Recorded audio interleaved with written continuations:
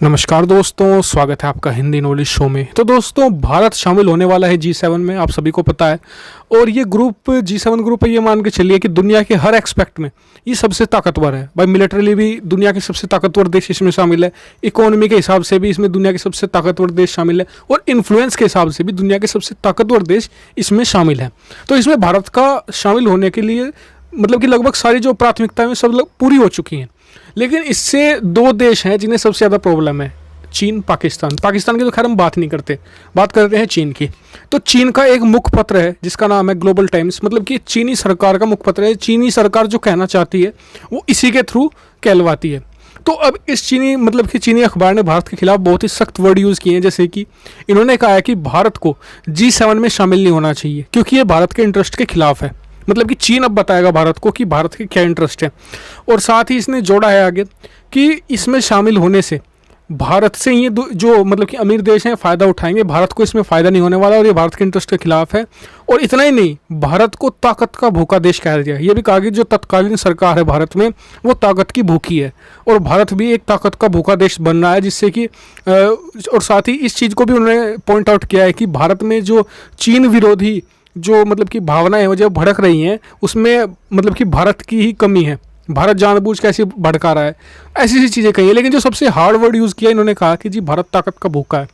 हालांकि ये word use होना चाहिए था चीन के लिए, क्योंकि जो चीन करता है वो सबको पता है कि कौन ताकत का भूखा है।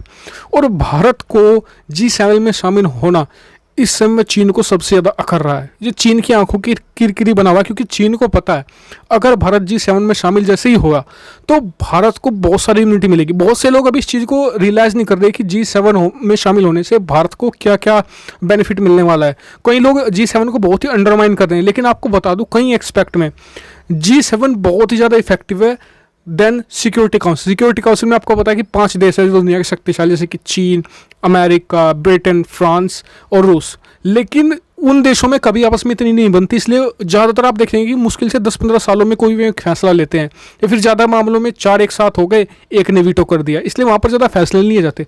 लेकिन G7 कंट्रीज़ बहुत ही पावरफुल कंट्रीज़ है, इसमें दुनिया की टॉप इकोनॉमी है, अमेरिका, जर्मनी, ब्रिटेन, इसमें इसके अलावा सिर्फ आप कनाडा को निकाल दीजिए, बाकी सारी की छः के जैसे कि फ्रांस भी और जापान भी सारी टॉप इकोनॉमीज़ है, जिससे कि भारत को बहुत बड़ा बेनिफिट मिलने वाला है। क्योंकि इन सभी कंट्रीज़ में भारत सबसे मतलब कि इन कंट्रीज़ के लिए भारत सबसे सूटेबल मैन्युफैक्चरर एक तरीके से साबित हो सकता है, जिससे कि चीन को सबसे बड़ा खतरा है। चीन को डर है कि कहीं भारत उससे बहुत सरपास न हो जाए, और बिल्कुल होगा ऐसा। आप देखिएगा जैसे इसमें भारत को शामिल होगा, भारत को बहुत सारी इम्यूनिटी मिलेगी, डिप्लोमेटिक पावर मिलेगा, क्योंकि जो ये कंट्री होती हैं आपस में एक दूसरे का बहुत ज़्यादा साथ देती हैं डिप्लोमेटिक तौर पर भी।